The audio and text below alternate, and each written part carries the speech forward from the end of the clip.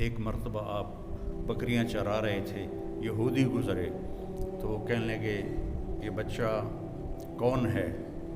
تو حلیمہ کے خامے ابو کبشہ نے کہا میرا بیٹا ہے۔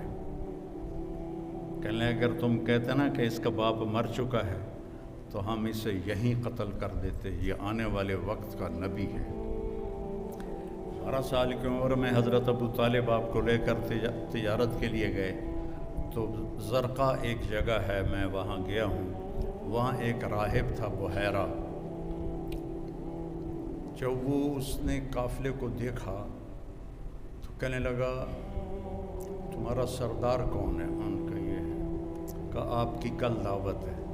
انہوں نے کہا پہلے تو تم نے کبھی ہمیں پانی بھی نہیں پوچھا، تو آج دعوت کیوں ہے؟ کہا یہ کل بتاؤں گا۔ اگلے دن اس نے کھانے کا انتظام کیا اور سارے مکے کا قافلہ ایک درخت کی چھاؤں میں بیٹھ گیا۔ جب وہ بحیرہ اس کا نام تھا آیا، اس نے ایسے ایسے دیکھا تو کہنے لگا سارے پورے ہو؟ کہاں پورے ہیں۔ کہا نہیں کوئی کم ہے۔ کہاں ایک بچہ ہے اونٹ چرانے گیا ہے۔ تو بحیرہ کہنے لگا اسی بچے کی وجہ سے تو دونوں روٹی کھوا رہے ہیں، دونوں کہاں پوچھنا ہے، اس بچے کو بلاؤ۔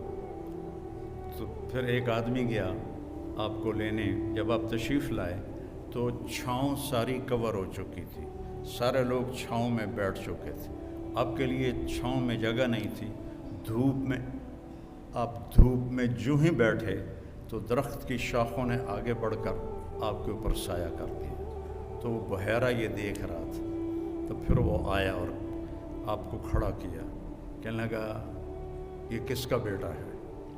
تو حضرت ابو طالب نے فرمایا میرا بیٹا ہے۔ کہ جھوٹ بولتے ہو، میرا علم کہتا ہے اس کا باپ مر چکا ہے۔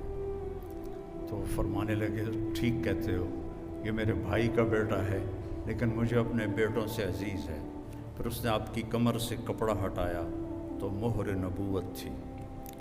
تو وہ کہنے لگا اس کو یہیں سے واپس لے جاؤ، یہ آنے والے وقت کا نبی ہے، اگر یہودیوں نے دیکھ لیا تو اسے قتل کر دیں گے۔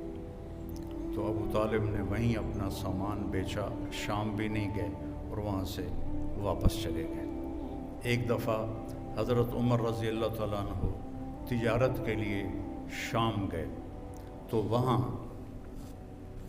ان کا جھگڑا ہو گیا، تو ایک شامی سردار نے ان کو گرفتار کروا لیا اور اپنے وہاں غلامی میں لے لیا۔ تو حضرت عمر رضی اللہ عنہ 2-4 دن ٹھہرے، پھر موقع پایا اور اس کو مارا ڈنڈا، شامی سردار کو، وہ مر گیا۔ تو ان کو پکڑنے لگے تو وہ بھاگے۔ اب یہ بدو آدمی تھے، ان کو وہ شہری پکڑ ہی نہیں پا رہے تھے، تو آگے جب گئے تو ایک پادری کھڑا تھا گرجے کے دروازے پر، اس نے حضرت عمر کو آتے دیکھا تو ان کو دور سے بلایا، ان کو اندر لے لیا اور دروازہ بند کر کے کھڑا ہو گیا۔ پیچھے سے مجمع آیا، جی آپ نے کوئی بدو تو نہیں دیکھا یہاں؟ کہا کوئی نہیں ہے، چلو بھاگ جاؤ۔ چلے گئے۔ وہ اندر آیا، کہنے لگا کون ہو؟ کہا میں عرب ہوں۔ کہاں سے آئے ہو؟ کہا میں مکہ سے آیا ہوں۔ کہنے لگا تمہارے شہر میں کسی نے نبی ہونے کا دعویٰ کیا ہے؟ ان کا نہیں۔ کہا ان قریب تمہارے شہر میں ایک نبی ہونے کا دعویٰ کرے گا، وہ آخری نبی ہوگا اور تیرے مقدر میں اس کا ساتھی بننا لکھا ہوا ہے، اور تیرے مقدر میں اس ملک کو فتح کرنا لکھا ہوا ہے۔ تو مجھے یہاں تحریر لکھ دے کہ جب تیری فوجیں میرے ملک کو فتح کریں گی تو میرے گرجے کو نہیں گرائیں گی۔ حضرت عمر کہنے لگے حضور میری غربت دا مذاق تا نہ اڑاؤ، میں تو اتنے مزدوری کرن آیا روٹی واسطے، تجھے میں نے بادشاہ بنا رہے ہو۔ وہ کہنے لگا تو تجھے کیا فرق پڑتا ہے، تو لکھ دے، چاہے میں جھوٹ ہی کہہ رہا ہوں تو لکھ دے۔ تو حضرت عمر نے لکھ دیا کہ جب میری فوجی آئیں تو اس کے گرجے اور اس کو کچھ نہ کہا جائے، اور حضرت عمر لکھنا جانتے تو سائن کر دیے۔ پھر جب حضرت عمر کے زمانے میں ملک شام پر لشکر کشی ہو رہی تھی تو پھر آپ نے وہ خط حضرت ابو عبیدہ کو دیا کہ اس راہب کی آپ نے حفاظت کرنی ہے۔